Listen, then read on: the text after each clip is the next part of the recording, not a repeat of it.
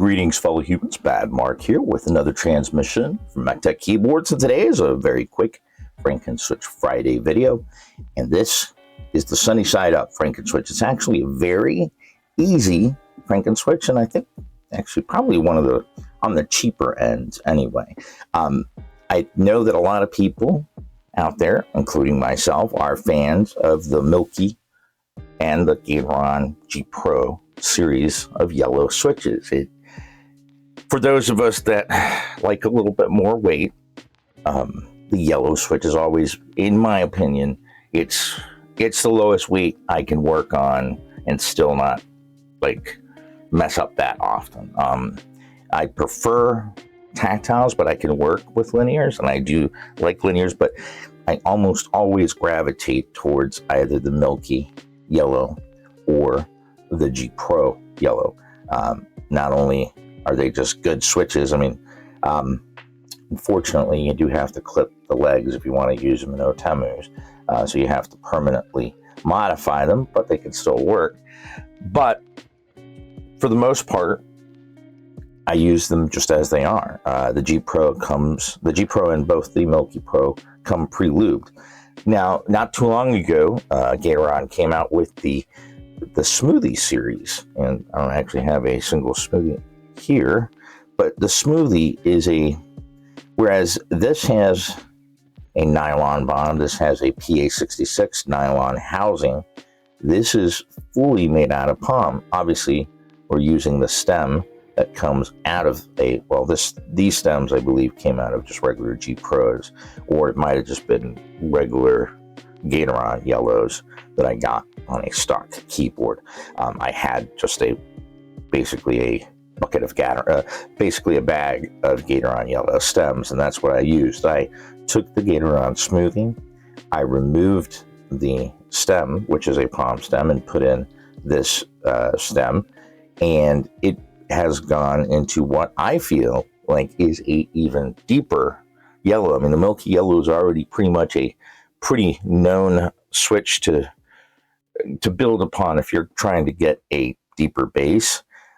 But I went ahead and put 3 Milky Yellow Pros here, 3 Gateron G Pros here, and then the sunny side up Frankenswitch here, which, like I said, if you have some yellows already just sitting around, you're literally just taking the stem, putting it into a smoothie, which I think on average they're around 20 cents a piece, maybe 18 cents a piece, so they're not that expensive. It's a Frankenswitch that can be easily made.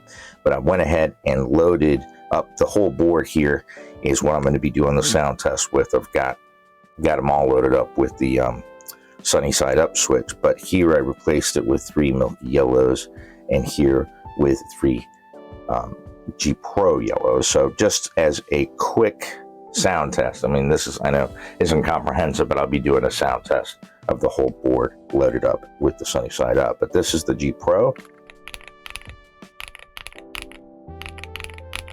These are the Milky Pro. And this is the sunny side up.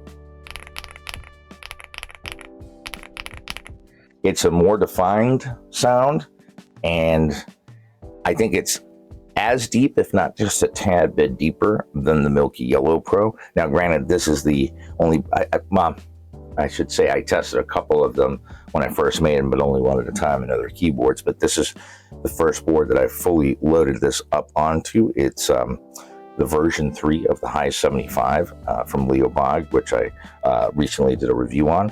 So I'm going to go ahead and leave you guys with a sound test of the sunny side up.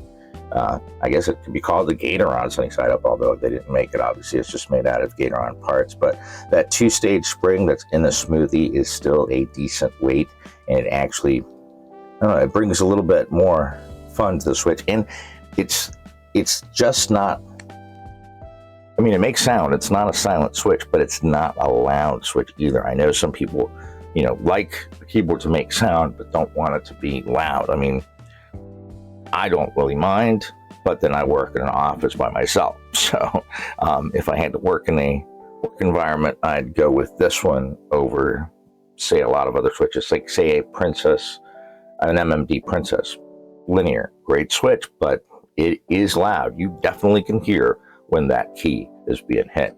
Anyway, I'm going to go ahead and leave you guys with a stock sound test of the Sunny Side Up.